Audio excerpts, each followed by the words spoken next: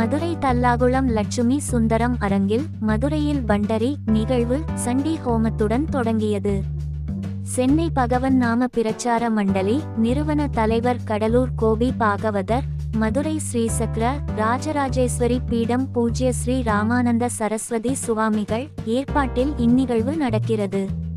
மருதானல்லூர் சத்துரு ஸ்ரீ கோதண்டராம சுவாமிகள், பிலாஸ்பூர் ஸ்ரீ சச்சிதானந்த தீர்த்த மகா சுவாமிகள், விசாகப்பட்டினம் சௌபாக்கிய புவனேஸ்வரி பீடம் ராமானந்த பாரதி மகா சுவாமிகள் இந்நிகழ்வுக்கு தலைமை வகித்தனர். சட்டமன்ற எதிர்க்கட்சி துணை தலைவர் ஆர்.பி. உதயகுமார் இந்நிகழ்வை தொடங்கி வைத்தார். இந்நிகழ்ச்சியில் அட்சய பாத்திரம் நிறுவனர் நெல்லை பாலு உள்பட ஏராளமானோர் கலந்து கொண்டனர்.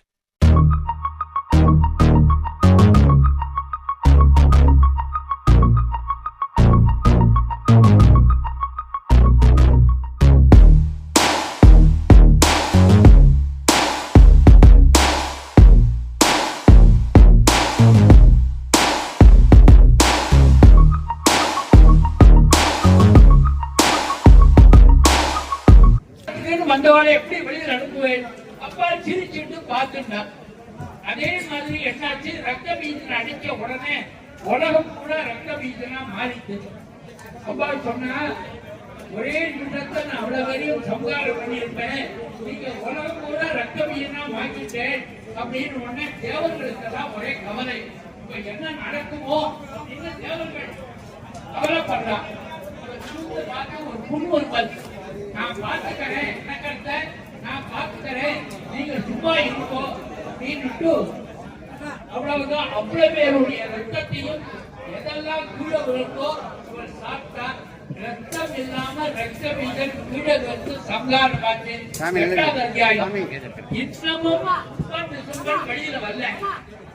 9வது அத்தியாயம் வந்து வழி டிசம்பர் வரும். அடுத்தாப்புல சுபாசனம் வரான். கேட்கறான், எங்கிட்ட வந்தவா எங்கிட்டே எக்குமாயிடுவா, நீ தைரியமா இருந்து சண்டை போடு, நீ விட்டு வெளியில போனா உன்னுடைய போஸ்டுக்கு கௌரவம் இருக்காது, நீரும் மரணம் அடைஞ்சாதான் உனக்கு சொர்க்கம் கிடைக்கும், அதனால சண்டை போடுவோம். சண்டை போட்டு சம்ஹாரம் வர. இந்த கதையில என்ன புரிஞ்சுக்கணும்னா, அப்பா என்ன சொன்னா, என்ன யாரு சண்டையில ஜெயிக்கிறாளோ அவளை கல்யாணம் பண்ணிக்கிறேன்னு சொன்ன. 8வது திருநாள், 8வது திருநாளா 9வது திருநாளா அந்த அட்டதி அப்பா என்ன சொன்னா, சின்ன வயசுல யோசனை இல்லாம நான் ஒரு சங்கல்பம் பண்ணிட்டேன், அதனால நான் வந்து யாரு என்ன ஜெயிக்கிறாளோ அவளை கல்யாணம் பண்ணிக்கிட்டதுக்கு அப்புறம் இந்த திவ்யமான ஒரு ஹோமத்தை நமக்கு பண்றதுக்கு, நமக்கு பார்க்கறதுக்கு, வளர்த்துக்கிறதுக்கு அப்பா ஒரு பரம கல்வியை நமக்கு பண்ணியிருக்காங்க. கதையை சொல்லியாச்சு. இதனால என்ன உங்களுக்கு பலன் வருங்கிறத. அனைவருக்கும் வணக்கம். கோயில் மாநகரம் மதுரையிலே சித்திரை திருவிழா வெகு விமர்சையாக நடைபெற்று இந்த மாதத்திலே மதுரையில் பண்டரி என்கிற பகவான் நாம பிரச்சார பண்டரி நடத்தும் 22வது ஆண்டு பாகவத நாம சங்கீர்த்தன மேளா. இதில் நம்முடைய கடலூர் கோபி பாகவதர் ஏற்பாட்டில் அவருடைய குழுவினர்கள், பகவான் நாம பிரச்சார மண்டலி நிறுவன தலைவர், அவரோடு ஆன்மீக பணியில இணைந்து சேர்கிற நெல்லை பாலு அவர்களுடைய அழைப்பை ஏற்று இங்கே நம்முடைய லட்சுமி சுந்தரம் ஹாலில் பல ஆன்மீக இங்கே நிகழ்ச்சிகள்லாம் நடந்து இருக்கிறது. ஒவ்வொரு ஆண்டும் யாகங்கள் நடத்தி மக்களுடைய நல்வாழ்வுக்காக பல யாகங்கள் இந்த நடைபெற்ற வரலாற்று சிறப்புமிக்க இடம். இங்கே இன்றைக்கு நடைபெற்ற இந்த பூஜையில நாங்கள் அவர்கள் கொடுத்த அன்பான அழைப்பை ஏற்று அதில் பங்கேற்று உலக நன்மைக்காகவும் எல்லோரும் எல்லாரும் பெற வேண்டும் என்றும் இங்கே அந்த பிரார்த்தனைகளை பங்கேற்றதோடு நம்முடைய மாண்புமிகு எதிர்க்கட்சியுடைய தலைவர், ஒட்டுமொத்த உலக தமிழர்களுக்காக உழைத்து கொண்டிருக்கின்ற புரட்சி தமிழ் ஐயா எடப்பாடி அவருடைய பிறந்த தின விழா அவர்கள் வலிமையோடு நீடோடி வாழ வேண்டும், அவருடைய தலைமையிலே அம்மா ஆட்சி மலர வேண்டும் என்கிற சிறப்பு பிரார்த்தனை 100 திருக்கோயில்களிலே இன்றைக்கு நாங்கள் தொடர்ந்து 10ஆம் தேதியிலிருந்து நடத்தி வருகிறோம். சிறப்பு அன்னதானங்கள் வழங்கப்படுகிறது, ஏழை எளியவர்களுக்கு நலத்திட்ட உதவிகள் வழங்கப்படுகிறது, இளைஞர்களுக்கு விளையாட்டு உபகரணங்கள் வழங்கப்படுகிறது. இந்த தொடர் நிகழ்வுகளே இன்றைக்கு ஒரு பாக்கியமாக மதுரையில் பண்டரி என்கிற இந்த கோதண்டராமர் திருப்பதி ஏழுமலையான் வெங்கடாசலபதியும் நம்முடைய இங்கே இறைவனை ஒரு சேர தரிசிக்கிற மகா பாக்கியம் மதுரையிலே கிடைத்திருக்கிற காரணத்திலே இந்த சிறப்பு உலக நன்மைக்காக நடைபெறுகிற இந்த சிறப்பு பிரார்த்தனையில புரட்சி தமிழ் ஐயா எடப்பாடியார் அவர்களுடைய திருநாமத்திலும் இந்த பிரார்த்தனையை எங்களின் சார்பில் அங்கே முன்வைத்து அவர்களும் அதற்கு ஆசீர்வாதம் வழங்கி இருக்கின்றார்கள். ஆகவே இது ஒரு நல்ல மகிழ்வான நிகழ்வாக நாம் பார்க்கிறோம். வேட்பாளர்கள்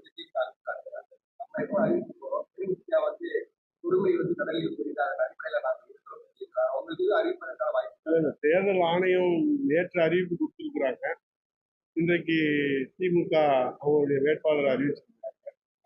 மாண்புமிகு பொதுச் செயலாளர் புரட்சி தலைவர் ஐயா எடப்பாடியார் அவர்கள் பாக கிளை அமைப்பது குறித்தும் கட்டமைப்புகளை 234 சட்டமன்ற தொகுதிகளிலே 68,500 வாக்குச்சாவடிகளில் கிளைக்கழகம் அமைக்கிற புது ரத்தம் பாய்ச்சுகின்ற வகையில் 45 வயது கீழே இருக்கக்கூடிய இளைஞர்களுக்கும் இளம்பெண்களுக்கும் வாய்ப்பு அளித்து அவர்கள் வயதில் மூத்த தாய் கழகத்தில் இருக்கக்கூடிய கழக மூத்த முன்னணியினர் வழி நடத்த அந்த அமைப்பை அமைக்க சொல்லி நாளைய தினம் அது குறித்த ஆய்வு கூட்டம் நம்முடைய புரட்சி தமிழர் ஐயா எடப்பாடியார் தலைமையிலே தலைமை கழகம் சென்னையிலே எம்ஜிஆர் மாளிகையிலே நடைபெற இருக்கிறது.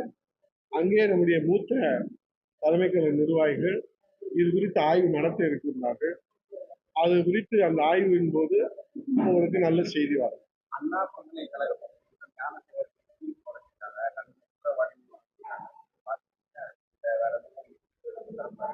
நான் இது ஒரு ஆன்மீக நிகழ்ச்சி என்றாலும் கூட நாட்டுடைய நடப்பை இன்றைக்கு நாம் எண்ணி பார்க்க வேண்டும். பெண்களுக்கு பாதுகாப்பு இல்லை என்பதை நாங்கள் தொடர்ந்து வலியுறுத்தி வருகிறோம். பெண்கள் இந்த நாட்டின் கண்கள். அந்த கண்கள் பழுதடைந்தால் நாடு இருளிலே மூழ்கிவிடும். அதைத்தான் மாண்புமிகு எதிர்க்கட்சி தலைவர் அவர்கள் தொடர்ந்து சட்டமன்றத்திலே வலியுறுத்தி வருகிறார்.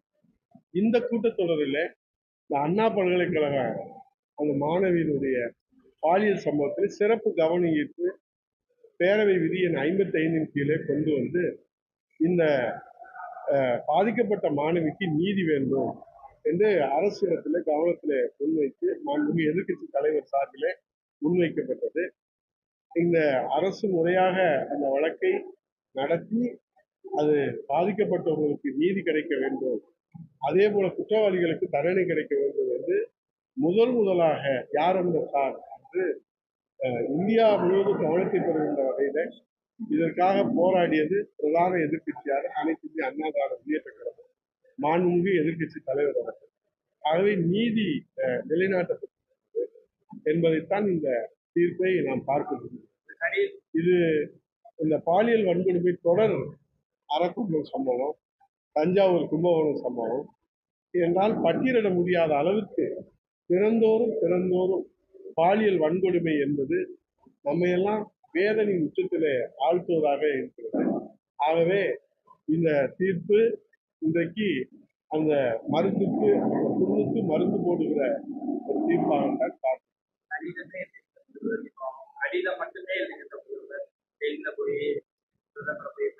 நல்ல கேள்வி குமார். அதாவது நிதி ஆயோக் கூட்டம் மாண்புமிகு பாரத பிரதமர் எல்லா முதல்வர்களுக்கும் அழைப்பு கொடுத்து அந்த நிதி ஆய்வு கூட்டம் எதற்காக நடத்தப்படுகிறது?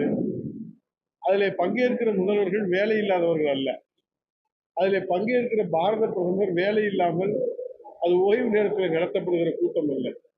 ஒரு மாநிலத்தினுடைய வளர்ச்சி குறித்து அதில் திட்டங்களை முன்வைத்து வாதங்களை முன்வைத்து நிதி தேவைகளுக்கு நம்முடைய நியாயமான காரணங்களை முன்வைத்து விவாதிக்கப்படுகிற அந்த ஆய்வு. அது ஒரு முதலமைச்சருக்கு கிடைத்திருக்கிற ஒரு அரிய வாய்ப்பு, அரிய சந்தர்ப்பம். இது ஸ்டாலினுக்கு தனிப்பட்ட முறையில கொடுத்த வாய்ப்பு அல்ல, தமிழ்நாட்டு மக்களுக்காக கொடுக்கப்படுகிற ஒரு வாய்ப்பு. இது பிளானிங் கமிஷன் என்று ஏற்கனவே இருந்து விவாதிக்கப்பட்டதை நிதி ஆயோக் என்று அதை மேம்படுத்தி அந்த கூட்டத்திலே இவர் கலந்து கொள்ள வேண்டும் என்று அழைப்பு விடுகிற போது 3 ஆண்டுகள் அவர் வீரவசனம் பேசினார். இதனால் என்ன ஆனது? தமிழ்நாட்டினுடைய வளர்ச்சி பின்தங்கியது, நிதி கிடைக்கவில்லை என்று நாங்கள் சொல்லவில்லை. அவர்தான் முதலமைச்சர் ஸ்டாலின் தான் நீதியும் கிடைக்காது, நிதியும் கிடைக்காது, நான் ஏன் நிதி ஆய்வு கூட்டத்திலே கலந்து கொள்ள வேண்டும் என்று சொன்னவர், இப்போது நிதி ஆய்வு கூட்டத்திலே ஏன் கலந்து கொள்கிறீர்கள் என்று மக்களுக்கு விளக்கம் சொல்லுங்கள் என்று மாண்புமிகு எதிர்க்கட்சி தலைவர் புரட்சி தமிழர் வருங்கால முதலமைச்சர் எடப்பாடியார் கேள்வி கேட்டால் அவருக்கு கோபம் இருக்கும்.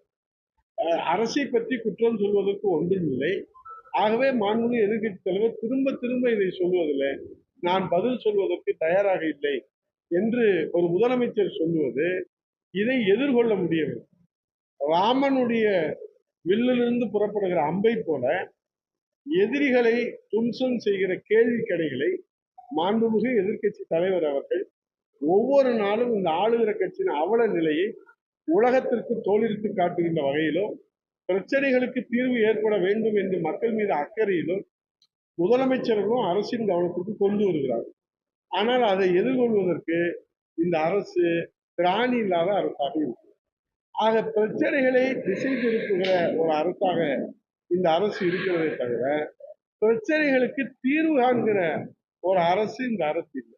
சுருக்கமாக சொல்ல வேண்டும் சொன்னால், ஊடக வெளிச்சத்திலே, விளம்பர வெளிச்சத்திலே இந்த ஆட்சி நடந்து கொண்டிருக்கிறதை தவிர, இந்த ஊடக விளம்பர வெளிச்சத்திலே தான் ஸ்டாலின் முகம் மக்களுக்கு தெரிகிறதை தவிர, மக்களுக்கு சேவை என்கிற அந்த வெளிச்சம் என்பது இருள் சூழ்ந்து இருக்கிற காரணத்தினாலே இந்த அரசு மக்களால் புறக்கணிக்கப்படுகிற அரசாக இருக்கிறது. நேற்று மதுரையில நடந்த மாதிரி நாடுல என்ன நிலைமை இருக்குது, அது அதை பொம்மை முதலமைச்சர்னு எங்க மாண்புமிகு எதிர்க்கட்சி தலைவர் சொல்லுவாரு. இதுதான் நாட்டினுடைய நிலைமை. இது இப்படி இருக்கிறது இல்ல, அவர் குத்தாட்டம் போட்டு கைத்தட்டி இருக்கிறத பாக்குறதுன்றது இது எப்படி எந்த வார்த்தையால விவரிக்கிறதுன்னு தெரியல. நாட்டுல அக்கறை செலுத்த வேண்டிய, கவனிக்க வேண்டிய பிரச்சனைகள் 1000 இருக்கிறது. இப்ப கோடை காலம், வெயில் காலம் வந்துருச்சு, மின் தேவை அதிகரிக்கிறது. அப்பதான் மின் உற்பத்தி அதிகரிக்கணும், அது சப்ளை சீரா இருக்கணும், இதெல்லாம் செய்யணும். ஆனா மாண்புமிகு முதலமைச்சர் அவர்கள் கேட்பார் பேச்சை கேட்டாரோ அல்லது அவருக்கே அது விருப்பம் இருந்ததோ தெரியவில்லை. அந்த நடனத்தை பார்க்க முதலமைச்சருக்கு நேரம் இருக்கிறது. ஊட்டியிலே போய் அங்கே அவருக்கு பொழுதை கழிப்பதற்கு நேரம் இருக்கிறது. ஆனால் இந்த தமிழ்நாட்டு மக்களுடைய பிரச்சனைகளை தீர்ப்பதற்கு அவருக்கு நேரம் இல்லை. சட்டமன்றத்தில் பதில் சொல்வதற்கு நேரம் இல்லை. மாண்புமிகு எதிர்க்கட்சி தலைவர் கேட்கிற கேள்விகளுக்கு பதில் சொல்வதற்கு நேரம் இல்லை. அங்கே சமாதான கொடியை எடுத்துக்கொண்டு தந்தை ஸ்டாலின் முதலமைச்சர் செல்கிறார். இங்கே இளவரசர் வீரவசனம், ஈடிக்கும் பயமில்லை, மோடிக்கும் பயமில்லை, ஆனால் என் தம்பி துபாய்க்கு பறந்தோடி விடுவான் என்று வீரவசனம் பேசுகிறார்.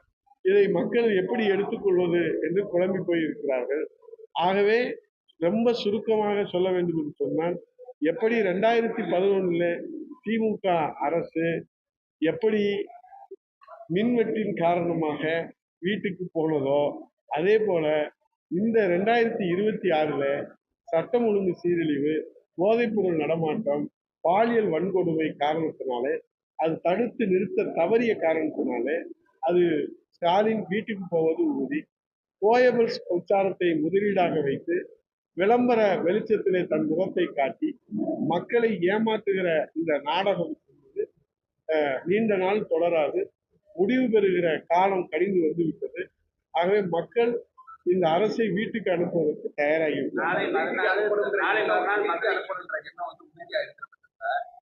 கூட்டணிகள் அமைத்தா மட்டும்தானே உள்ளிட்டு வருவது நீங்க பேசணும். இருக்கிற நீங்க கொடுப்பீங்களா என்ன தெரியல, அவங்க வெளியில போறாங்க, பலம் ரொம்ப பலவீனமான மதி. மக்கள் தீர்ப்பே மகேசன் தீர்ப்பு. மக்கள் தொண்டை நாம் சரியாக செய்கிற போது அந்த தீர்ப்பும் சரியாக அமையும். இப்போது இருக்கிற அரசு மக்கள் தொண்டிலே தவறிய காரணத்தினால தீர்ப்பை மாற்றி எழுதுவதற்கு மக்கள் தயாராகி. ஆகவே இன்றைக்கு ஒத்த கருத்துடைய, ஒத்த சிந்தனையுடைய, ஒத்த எண்ணங்களுடைய எல்லோருடைய சிந்தனை, எண்ணம், செயல், லட்சியம், நோக்கம் திமுக அரசு வீட்டுக்கு போக வேண்டும் என்பது. அந்த ஒத்த கருத்துடைய அந்த கருத்துடைய கட்சிகள் எல்லாம் புரட்சி தமிழர் எடப்பாடியுடைய தலைமையில அணிவகுப்பதற்கு மாண்புமிகு மத்திய உள்துறை அமைச்சர் அவர்கள் ஏற்கனவே உங்களை போன்ற பத்திரிகையாளர் சந்திப்பிலே இங்கே மாண்புமிகு எடப்பாடி பழனிசாமி அவர்களுடைய தலைமையிலே கூட்டணியிலே அமைத்து முதல்வர் வேட்பாளராக புரட்சி தமிழர் எடப்பாடியார் அவர்களை அன்றைக்கு முன்னிறுத்து பத்திரிகையாளரை தெளிவாக சொல்லிவிட்டார்கள். ஆகவே திமுகவை வீழ்த்துவதற்கு தலைமை தாங்குகிற அந்த ஆற்றலும், வல்லமையும், மன உறுதியும், மனித நேயமும், அங்கே மக்கள் சேவையும், அனுபவமும், முதிர்ச்சியும் அனைத்தும் கொண்ட ஒரு பொக்கிஷமாக நமக்கு கிடைத்திருக்கிற தலைவர் புரட்சி தமிழர் எடப்பாடியார் என்பது மக்களின் தீர்ப்பு. அதுதான் மகேசன் தீர்ப்பு. நாளை மறுநாள் மதுரைக்கு வரக்கூடிய பொருள் 7 மாண்புமிகு முதலமைச்சர் அவர்கள் நாளை மறுநாள் நடக்கிற போது ரோட்ல இருக்கிற பள்ளம் மேடை பார்த்து கொஞ்சம் நடக்கணும். ஏன்னா மதுரை எல்லா ரோடுமே குண்டும் குழியுமா, தண்ணியும் கண்ணியுமா இருக்கக்கூடிய ஒரு சூழ்நிலை. அவர் பாட்டில் யார் பேச்சாவது கேட்டு அவர் முதல்வர், நம்ம முதல்வர் இந்த ரோட்ல இருக்கிற குண்டும் குழியில விழுந்துட்டாருன்னா அது மதுரைக்கு ஒரு அவசொல்லாக அமைந்துவிடும். ஆகவே அவர் சாலையை தான் சீரமைக்கவில்லை, சாலையில நடக்கிற போதாவது கவனத்தோடு நடக்க வேண்டும் என்று மதுரை மக்கள் எதிர்பார்க்கிறார்கள். அவர் நடக்கிறார், ஆனால் அரசாங்கம் தூங்குகிறது. முதலமைச்சர் நடப்பது சாதனை அல்ல, அரசாங்கத்தை நடத்துவதுதான் சாதனை. ஆனால் இங்கே நடப்பது முத்துவேல் கருணாநிதி ஸ்டாலின், ஆனால் தூங்குவது முத்துவேல் கருணாநிதி ஸ்டாலினுடைய திமுக அரசாங்கம். ஆக எப்போது அரசாங்கம் விழித்தெழும் என்று எதிர்பார்த்திருக்கிறார்கள். இந்த ரோடு ஷோ, இந்த சூப்பர் ஷோ, இந்த மக்கள் ஷோ எல்லாமே ஒரு ஷோ. அது காகிதப்பூ, அது மணக்காது. மதுரை மல்லி இடத்துல இந்த ரோடு ஷோ, இந்த காகிதப்பூ ஷோ எடுக்காது. ஆகவே இதையெல்லாம் மடைமாற்றுகிற வித்தை, இதையெல்லாம் திசை திருப்புகிற வித்தை, இது விளம்பர வெளிச்சத்திற்கான ஒரு பார்ட். அவர் சொல்லியிருக்காருல 2.0 லோடிங், அந்த 2.0 லோடிங் ஃபெயிலியர் என்பதுதான் இந்த ரோடு ஷோவில் நாம் பார்க்கிறோம்.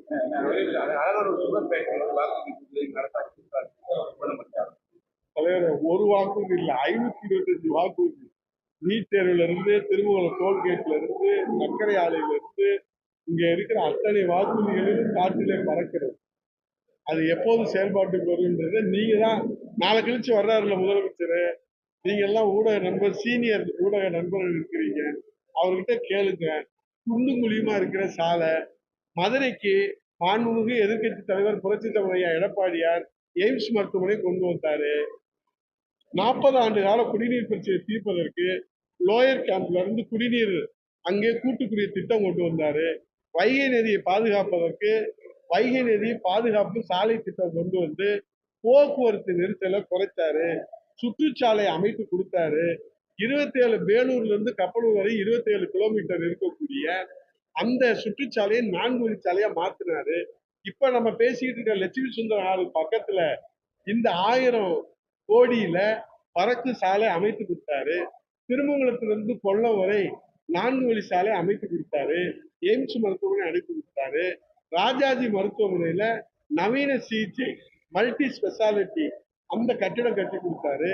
அதே போல இப்போ ஆபரேஷன் மாடர்ன் ஆபரேஷன் தியேட்டரோட இப்போ கட்டி கொடுத்திருக்கிறாரு.